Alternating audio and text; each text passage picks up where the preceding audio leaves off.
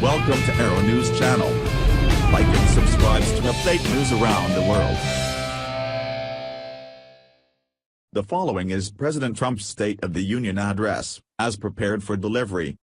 Mr. Speaker, Mr. Vice President, members of Congress, the First Lady of the United States, and my fellow Americans. Less than 1 year has passed since I first stood at this podium, in this majestic chamber, to speak on behalf of the American people, and to address their concerns, their hopes, and their dreams. That night, our new administration had already taken swift action. A new tide of optimism was already sweeping across our land. Each day since, we have gone forward with a clear vision and a righteous mission, to make America great again for all Americans. Over the last year, we have made incredible progress and achieved extraordinary success. We have faced challenges we expected, and others we could never have imagined. We have shared in the heights of victory and the pains of hardship. We endured floods and fires and storms. But through it all, we have seen the beauty of America's soul, and the steel in America's spine. Each test has forged new American heroes to remind us who we are, and show us what we can be. We saw the volunteers of the Cajun Navy, racing to the rescue with their fishing boats to save people in the aftermath of a devastating hurricane. We saw strangers shielding strangers from a hail of gunfire on the Las Vegas Strip. We heard tales of Americans like Coast Guard Petty Officer Ashley Leppert, who is here tonight in the gallery with Melania. Ashley was aboard one of the first helicopters on the scene in Houston during Hurricane Harvey. Through 18 hours of wind and rain, Ashley braved live power lines and deep water, to help save more than 40 lives. Thank you, Ashley. We heard about Americans like firefighter David Dahlberg. He is here with us too. David faced down walls of flame to rescue almost 60 children trapped at a California summer camp threatened by wildfires. To everyone still recovering in Texas, Florida, Louisiana, Puerto Rico, the Virgin Islands, California, and everywhere else, we are with you, we love you, and we will pull through together. Some trials over the past year touched this chamber very personally.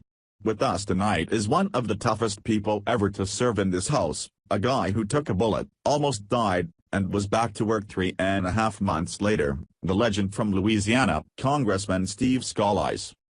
Trump uses his State of the Union address to acknowledge one of the toughest people ever to serve in this house, calls on lawmakers to set aside differences, seek out common ground and deliver for the American people. We are incredibly grateful for the heroic efforts of the Capitol Police officers, the Alexandria Police, and the doctors, nurses, and paramedics who saved his life, and the lives of many others in this room. In the aftermath of that terrible shooting, we came together, not as Republicans or Democrats, but as representatives of the people. But it is not enough to come together only in times of tragedy. Tonight, I call upon all of us to set aside our differences, to seek out common ground, and to summon the unity we need to deliver for the people we were elected to serve. Over the last year, the world has seen what we always knew, that no people on earth are so fearless, or daring, or determined as Americans.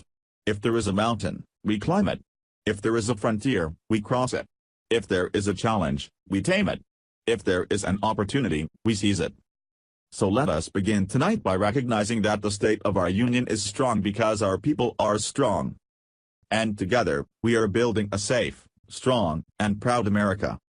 Since the election, we have created 2.4 million new jobs, including 200,000 new jobs in manufacturing alone. After years of wage stagnation, we are finally seeing rising wages.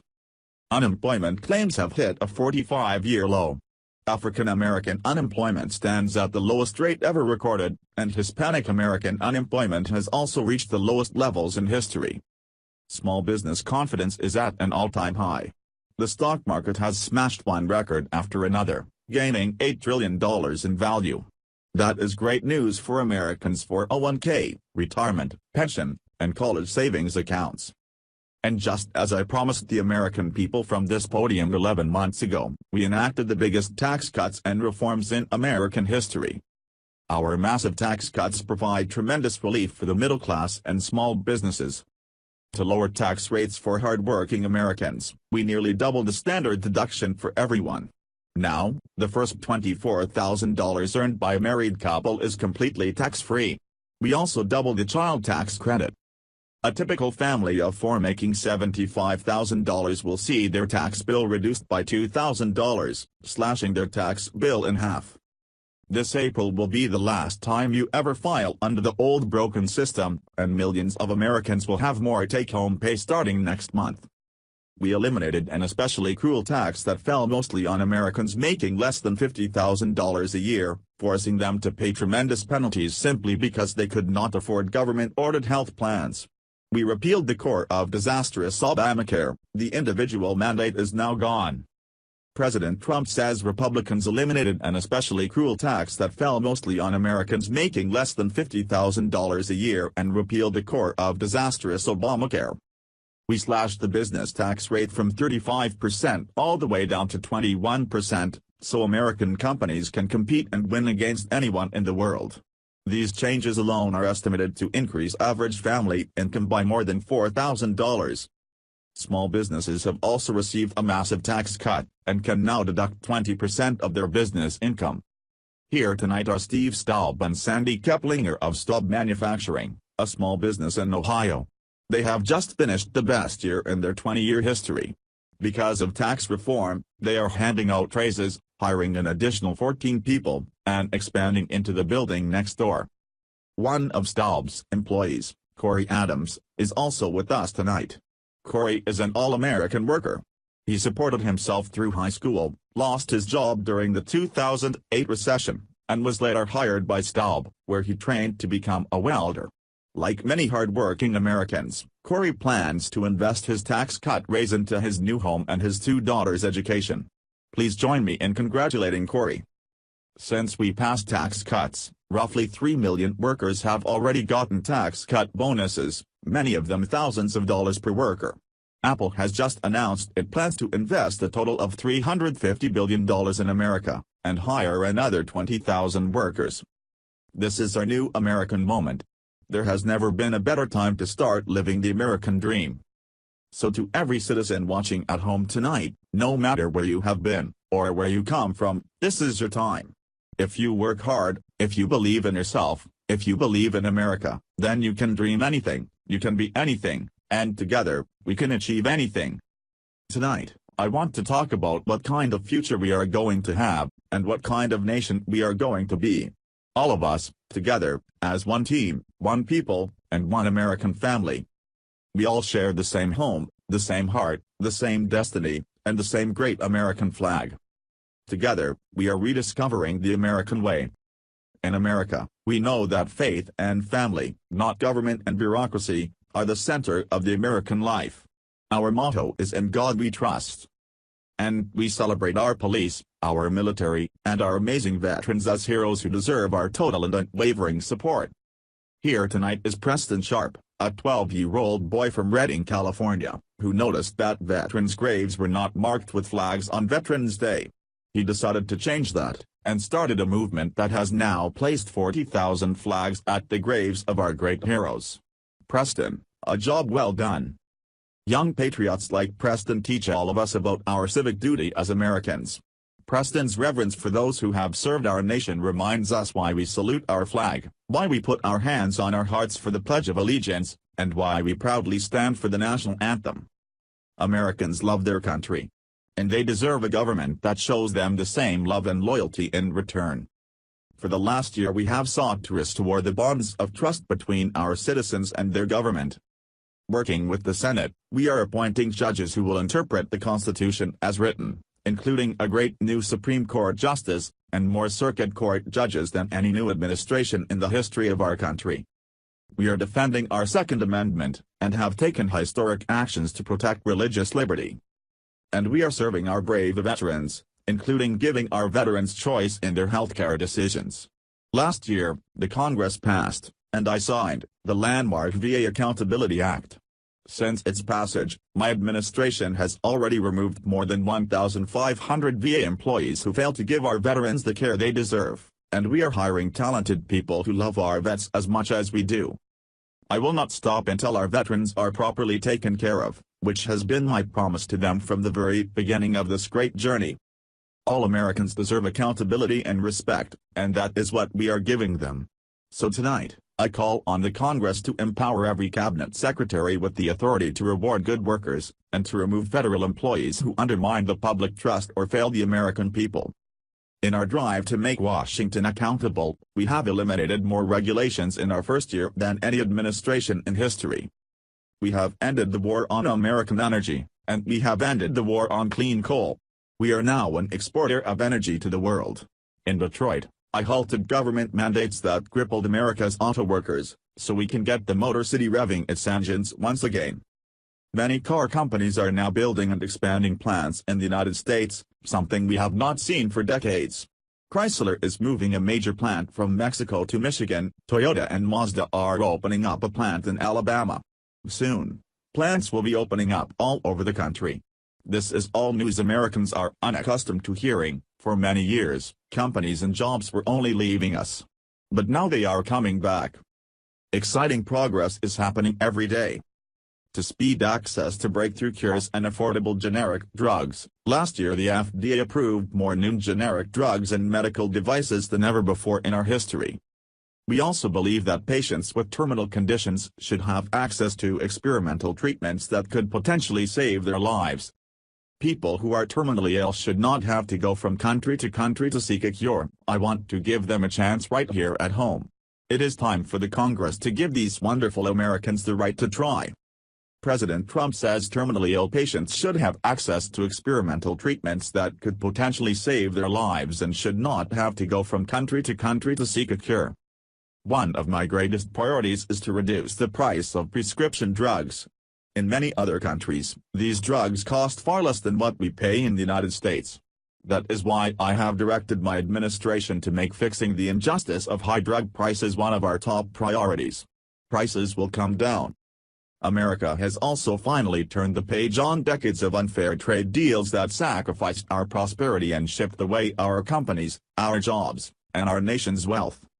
The era of economic surrender is over. From now on, we expect trading relationships to be fair and to be reciprocal. We will work to fix bad trade deals and negotiate new ones. And we will protect American workers and American intellectual property through strong enforcement of our trade rules. As we rebuild our industries, it is also time to rebuild our crumbling infrastructure. America is a nation of builders. We built the Empire State Building in just 1 year. Is it not a disgrace that it can now take 10 years just to get a permit approved for a simple road? I am asking both parties to come together to give us the safe, fast, reliable, and modern infrastructure our economy needs and our people deserve. Tonight, I am calling on the Congress to produce a bill that generates at least $1.5 trillion for the new infrastructure investment we need.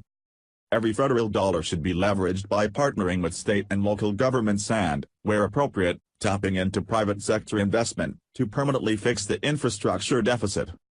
Any bill must also streamline the permitting and approval process, getting it down to no more than 2 years, and perhaps even 1. Together, we can reclaim our building heritage. We will build gleaming new roads, bridges, highways, railways, and waterways across our land. And we will do it with American heart, American hands, and American grit. We want every American to know the dignity of a hard day's work. We want every child to be safe in their home at night. And we want every citizen to be proud of this land that we love. We can lift our citizens from welfare to work, from dependence to independence, and from poverty to prosperity. As tax cuts create new jobs, let us invest in workforce development and job training. Let us open great vocational schools so our future workers can learn a craft and realize their full potential. And let us support working families by supporting paid family leave. As America regains its strength, this opportunity must be extended to all citizens. That is why this year we will embark on reforming our prisons to help former inmates who have served their time get a second chance. Struggling communities, especially immigrant communities, will also be helped by immigration policies that focus on the best interests of American workers and American families. For decades, open borders have allowed drugs and gangs to pour into our most vulnerable communities. They have allowed millions of low-wage workers to compete for jobs and wages against the poorest Americans. Most tragically, they have caused the loss of many innocent lives. President Trump says Americans are grieving for Evelyn Rodriguez, Freddie Cuevas, Elizabeth Alvarado and Robert Mickens, whose daughters Kayla Cuevas and Nisa Mickens were killed on Long Island. Here tonight are two fathers and two mothers, Evelyn Rodriguez, Freddie Cuevas, Elizabeth Alvarado, and Robert Mickens. Their two teenage daughters, Kayla Cuevas and Nisa Mickens, were close friends on Long Island. But in September 2016, on the eve of Nisa's 16th birthday, neither of them came home. These two precious girls were brutally murdered while walking together in their hometown. 6 members of the savage gang MS-13 have been charged with Kayla and Nisa's murders. Many of these gang members took advantage of glaring loopholes in our laws to enter the country as unaccompanied alien minors, and wound up in Kayla and Nisa's high school. Evelyn, Elizabeth, Freddie, and Robert, tonight, everyone in this chamber is praying for you. Everyone in America is grieving for you. And 320 million hearts are breaking for you. We cannot imagine the depth of your sorrow, but we can make sure that other families never have to endure this pain. Tonight, I am calling on the Congress to finally close the deadly loopholes that have allowed MS-13, and other criminals, to break into our country. We have proposed new legislation that will fix our immigration laws, and support our ICE and Border Patrol agents, so that this cannot ever happen again. The United States is a compassionate nation. We are proud that we do more than any other country to help the needy, the struggling, and the underprivileged all over the world. But as President of the United States, my highest loyalty, my greatest compassion, and my constant concern is for America's children, America's struggling workers, and America's forgotten communities. I want our youth to grow up to achieve great things. I want our poor to have their chance to rise. So tonight, I am extending an open hand to work with members of both parties, Democrats and Republicans, to protect our citizens of every background, color, religion, and creed. My duty, and the sacred duty of every elected official in this chamber, is to defend Americans, to protect their safety, their families, their communities, and their right to the American dream. Because Americans are dreamers too. Here tonight is one leader in the effort to defend our country, Homeland Security Investigations Special Agent Celestino Martinez. He goes by CJ. CJ served 15 years in the Air Force before becoming an ICE agent and spending the last 15 years fighting gang violence and getting dangerous criminals off our streets. At one point, MS-13 leaders ordered CJ's murder. But he did not cave to threats or fear. Last May, he commanded an operation to track down gang members on Long Island. His team has arrested nearly 400, including more than 220 from MS-13. CJ, great work. Now let us get the Congress to send you some reinforcements. Over the next few weeks, the House and Senate will be voting on an immigration reform package. In recent months, my administration has met extensively with both Democrats and Republicans to craft a bipartisan approach to immigration reform. Based on these discussions, we presented the Congress with a detailed proposal that should be supported by both parties as a fair compromise, one where nobody gets everything they want, but where our country gets the critical reforms it needs.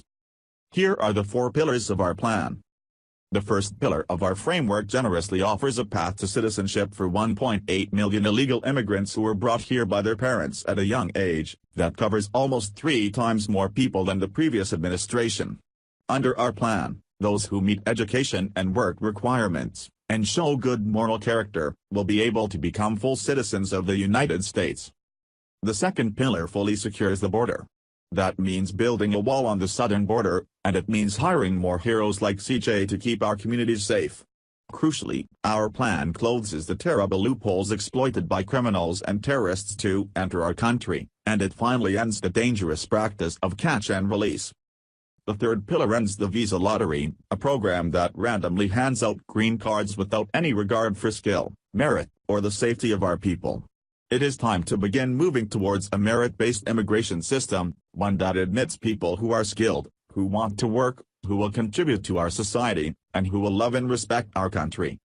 The fourth and final pillar protects the nuclear family by ending chain migration.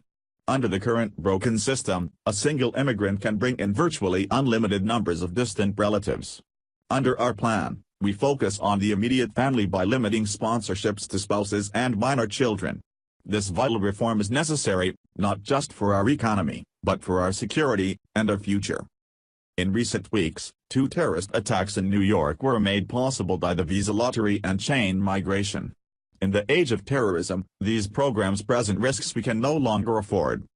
It is time to reform these outdated immigration rules, and finally bring our immigration system into the 21st century. The 4 pillars represent a down-the-middle compromise, and one that will create a safe, modern, and lawful immigration system. For over 30 years, Washington has tried and failed to solve this problem. This Congress can be the one that finally makes it happen. Most importantly, these 4 pillars will produce legislation that fulfills my ironclad pledge to only sign a bill that puts America first. So let us come together, set politics aside, and finally get the job done. These reforms will also support our response to the terrible crisis of opiate and drug addiction. In 2016, we lost 64,000 Americans to drug overdoses, 174 deaths per day. 7 per hour. We must get much tougher on drug dealers and pushers if we are going to succeed in stopping this scourge. My administration is committed to fighting the drug epidemic and helping get treatment for those in need. The struggle will be long and difficult, but, as Americans always do, we will prevail. As we have seen tonight, the most difficult challenges bring out the best in America. We see a vivid expression of this truth in the story of the Holitz family of New Mexico. Ryan Holitz is 27 years old, and an officer with the Albuquerque Police Department. He is here tonight with his wife Rebecca. Last year, Ryan was on duty when he saw a pregnant, homeless woman preparing to inject heroin. When Ryan told her she was going to harm her unborn child, she began to weep. She told him she did not know where to turn, but badly wanted a safe home for her baby. In that moment, Ryan said he felt God speak to him, "You will do it, because you can." He took out a picture of his wife and their 4 kids. Then, he went home to tell his wife Rebecca. In an instant, she agreed to adopt. The Holitz named their new daughter Hope. Ryan and Rebecca, you embody the goodness of our nation. Thank you, and congratulations. As we rebuild America's strength and confidence at home, we are also restoring our strength and standing abroad. Around the world, we face rogue regimes, terrorist groups, and rivals like China and Russia that challenge our interests, our economy, and our values. In confronting these dangers, we know that weakness is the surest path to conflict, and unmatched power is the surest means of our defense. For this reason, I am asking the Congress to end the dangerous defense sequester and fully fund our great military. As part of our defense, we must modernize and rebuild our nuclear arsenal, hopefully never having to use it, but making it so strong and powerful that it will deter any acts of aggression. Perhaps someday in the future there will be a magical moment when the countries of the world will get together to eliminate their nuclear weapons. Unfortunately, we are not there yet. Last year, I also pledged that we would work with our allies to extinguish ISIS from the face of the earth. 1 year later, I am proud to report that the coalition to defeat ISIS has liberated almost 100% of the territory once held by these killers in Iraq and Syria. But there is much more work to be done. We will continue our fight until ISIS is defeated. Army Staff Sergeant Justin Peck is here tonight. Near Raqqa last November, Justin and his comrade, Chief Petty Officer Kenton Stacy, were on a mission to clear buildings that ISIS had rigged with explosives so that civilians could return to the city. Clearing the 2nd floor of the vital hospital, Kenton Stacy was severely wounded by an explosion. Immediately, Justin bounded into the booby-trapped building and found Kenton in bad shape. He applied pressure to the wound and inserted a tube to reopen an airway. He then performed CPR for 20 straight minutes during the ground transport and maintained artificial respiration through 2 hours of emergency surgery. Kenton Stacy would have died if not for Justin's selfless love for a fellow warrior. Tonight, Kenton is recovering in Texas. Raqqa is liberated. And Justin is wearing his new Bronze Star, with the V for Valor. Staff Sergeant Beck, all of America salutes you. Terrorists who do things like place bombs in civilian hospitals are evil. When possible, we annihilate them. When necessary, we must be able to detain and question them. But we must be clear, terrorists are not merely criminals. They are unlawful enemy combatants. And when captured overseas, they should be treated like the terrorists they are. In the past, we have foolishly released hundreds of dangerous terrorists, only to meet them again on the battlefield, including the ISIS leader, al-Baghdadi. So today, I am keeping another promise. I just signed an order directing Secretary Mattis to re-examine our military detention policy and to keep open the detention facilities at Guantanamo Bay. I am also asking the Congress to ensure that, in the fight against ISIS and al-Qaeda, we continue to have all necessary power to detain terrorists, wherever we chase them down. Our warriors in Afghanistan also have new rules of engagement. Along with their heroic Afghan partners, our military is no longer undermined by artificial timelines, and we no longer tell our enemies our plans. Last month, I also took an action endorsed unanimously by the Senate just months before. I recognized Jerusalem as the capital of Israel. Shortly afterwards, dozens of countries voted in the United Nations General Assembly against America's sovereign right to make this recognition. American taxpayers generously send those same countries billions of dollars in aid every year. That is why, tonight, I am asking the Congress to pass legislation to help ensure American foreign assistance dollars always serve American interests, and only go to America's friends. As we strengthen friendships around the world, we are also restoring clarity about our adversaries. When the people of Iran rose up against the crimes of their corrupt dictatorship, I did not stay silent. America stands with the people of Iran in their courageous struggle for freedom. I am asking the Congress to address the fundamental flaws in the terrible Iran nuclear deal. My administration has also imposed tough sanctions on the communist and socialist dictatorships in Cuba and Venezuela. But no regime has oppressed its own citizens more totally or brutally than the cruel dictatorship in North Korea. North Korea's reckless pursuit of nuclear missiles could very soon threaten our homeland. We are waging a campaign of maximum pressure to prevent that from happening. Past experience has taught us that complacency and concessions only invite aggression and provocation. I will not repeat the mistakes of past administrations that got us into this dangerous position. We need only look at the depraved character of the North Korean regime to understand the nature of the nuclear threat it could pose to America and our allies. Otto Warmbier was a hard-working student at the University of Virginia. On his way to study abroad in Asia, Otto joined a tour to North Korea.